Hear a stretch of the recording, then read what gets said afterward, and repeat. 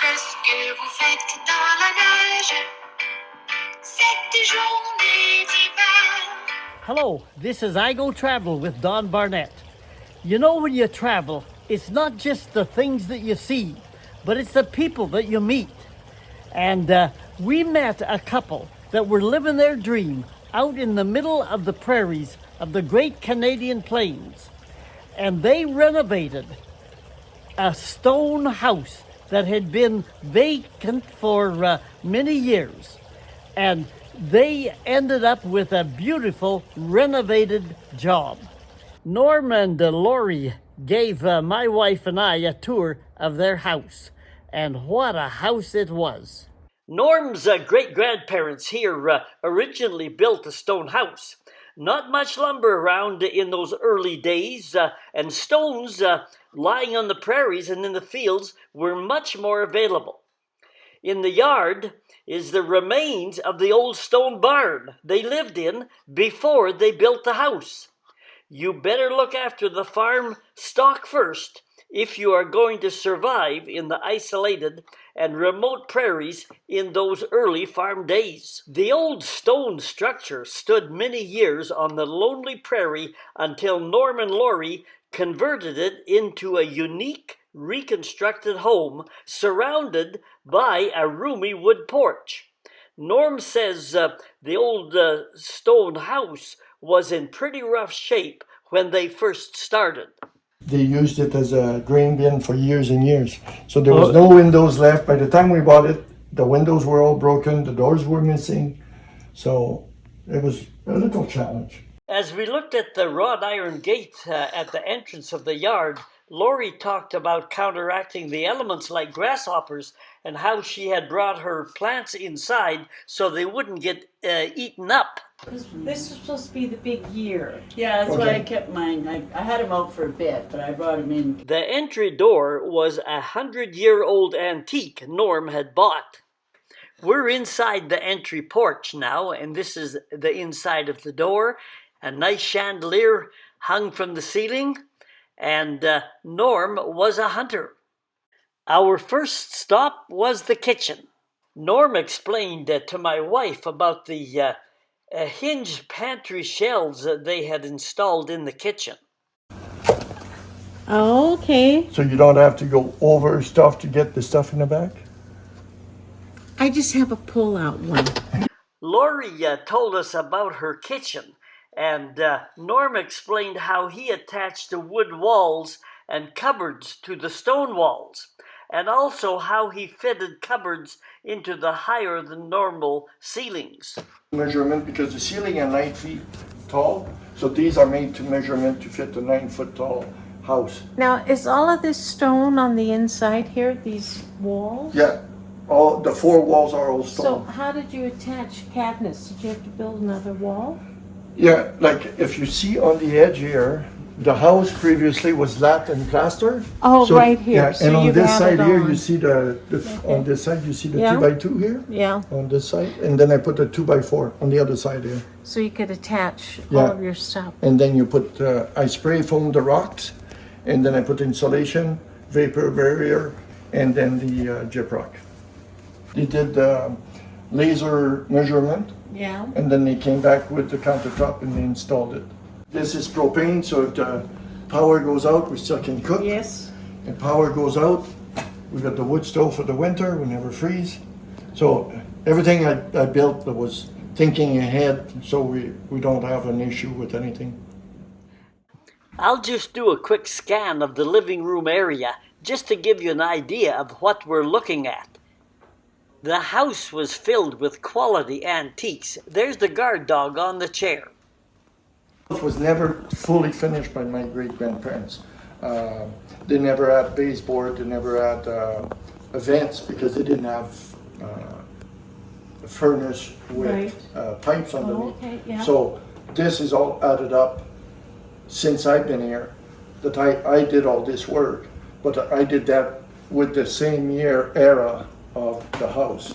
Oh, When I okay. rebuilt it, Right. I kept the era of the house for that. Here is more on those high The ceilings. reason why, in back east in Quebec, you'll see a lot of these. A 9-foot ceiling, they usually had the stained glass window that was partially open, and the heat of this room goes in the other room, and Yeah. every room in the house the same temperature. And if you don't do that, only the heat from this level will go in that room, so that room stays colder. So when you do this, every room in the house is the same temperature. And that's the reason why I implemented that. This is a spare bedroom. And I got an old cabinet from a monastery out of Quebec from the early Oh, okay. 1900s. That was from the priest. Norm Yeah, also they talked on one side about and south of there. temperature changes in the house. So You would think it would, it stays cooler. It does keep the cool a certain point, but it does heat up the eventually. rocks. So in the winter, does it get colder then? It doesn't get colder. It's easy to heat it up because it's 2 feet of walls, but we have a lot of windows, so that it's only as good as the least amount of. okay. And there was the resistance that you battle have. of the chimney. It used to be, the chimney used to be right in the center here by the stairwell. The chimney was right here. And originally the wall came all the way to the chimney, and there was another partition wall that came halfway here, and there was an opening to go both sides. The reason why I took the chimney off, the stairwell was the other way, going to the wall, and then there was a platform, 3-step out this way. So I wanted to make the stairwell a focal point of the house, so I had to twist everything the other way and figure out. Okay, now I haven't seen this style for a railing. And the reason why I put this in, the lights, the metal, and the light here, the metal as well. Yeah. So it's to keep the same flow, everything works together. The railing here, this is over 100-year-old table. Same to put everything that the house Yeah. flows together. And we saw the mystery entrance to Secret the basement. passages. Under the stairwell? Oh, to the basement. You would not think that, right? But you could definitely fall down Yes, that but one it's not a place that we use often, so for then it's storage. okay. And if you see the tile over there, that's the start of my mosaic. Oh, for the Yeah, the entry. entranceway. Okay. So we'll come this way. The walls are 2 feet thick of rocks.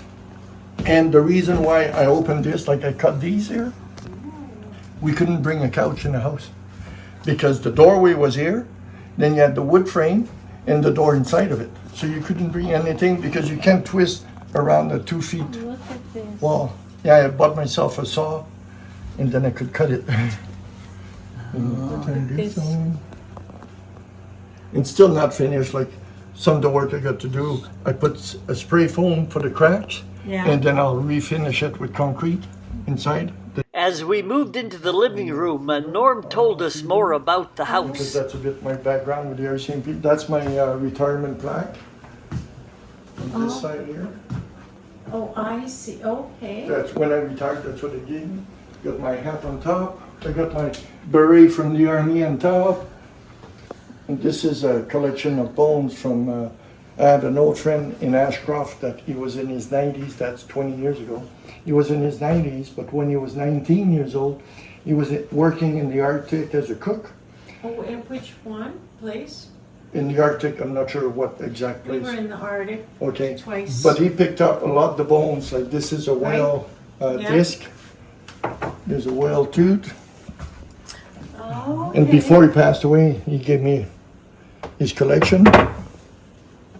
These are half man, half animals that the Inuit used to carve from the walrus. Yeah, we were up at Cambridge Bay for a while, and we know about these carvings. Okay, We do. and that's all from him. Oh, yeah. That's I pretty never neat. saw anything like that. No, And We have what is that? The tusk of a walrus. Yeah, that's the head. And here, that's the same, the tusk of a walrus that he got the from house there. is full Play of music, antiques. but I like music, so I picked up nice old tuba. And it was all seized up, and I got it all cleaned up. Now all the valves works. Okay. So you're an antique lover who can't leave things alone, I got to whether fix it's it. house or musical instruments, I fix it up. and more antique I'm, musical instruments. Jack of all- and I got it all, that's twice I got it tuned. We don't play. Laurie started to play, I got books for learning, and Laurie started to play a bit, but we're not players, but like I said, I love antiques. And this is the truck that I got in the backyard on the rock pile. I took the photo myself. And this photo with the, Yeah, that's from Arnold Freeberg. He does all RCMP. He's passed away now, but he's a big artist that did a lot of RCMP paintings. oh, okay. Yeah, he's well renowned all over the world for the RCMP. And would this be the same? No, that's another artist. This is from Maythorpe, when they had all the members that got killed in Maythorpe, Alberta a few years back. Our next stop, upstairs. The staircase was built in Quebec, and it was a work of art. And I was bowling in the team that were short players, and people were all interested in what I'm doing here. And then I told openly that where I was stuck was to build a stairwell, because I couldn't find anybody in Saskatchewan or Alberta that would come here to build it. So one guy asked me if I would go for coffee later on after the games, and I said yes, and he met me. And we got talking and about the stairwell. Then he just stood up and gave me a card. That's what he was, a stairmaster. So he built it? Yes, in he built it in sections? Quebec.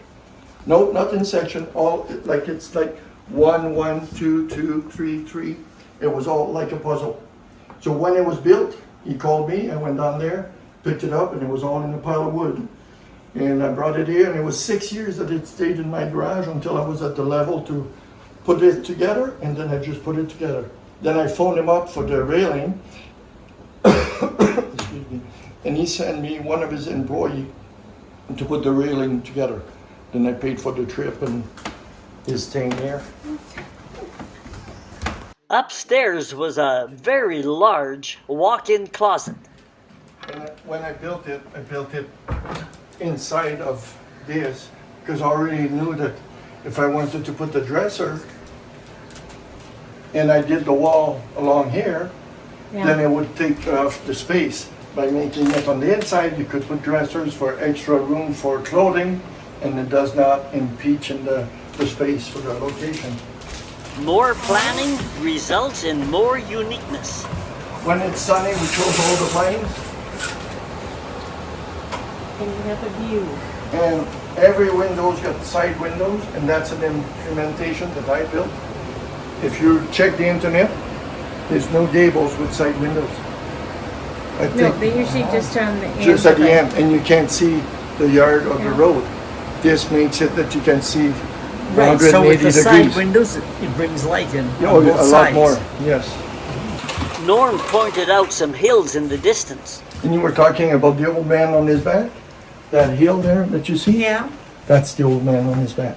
Oh, okay. I'll scan the open bedroom bathroom area.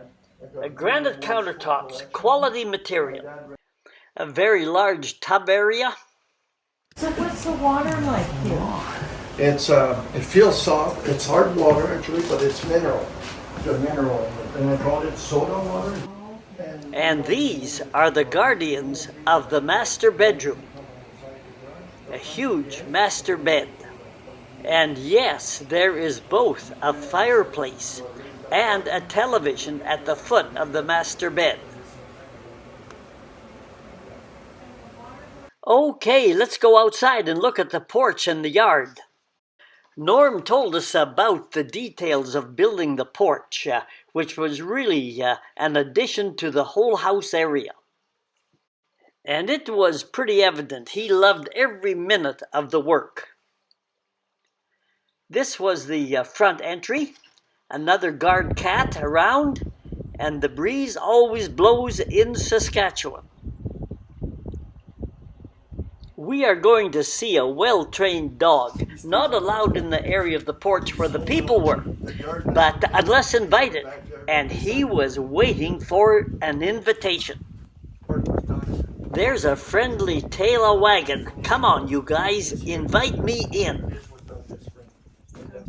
This is a scan of one of the seating areas, and Norm told us about building the roof of the porch.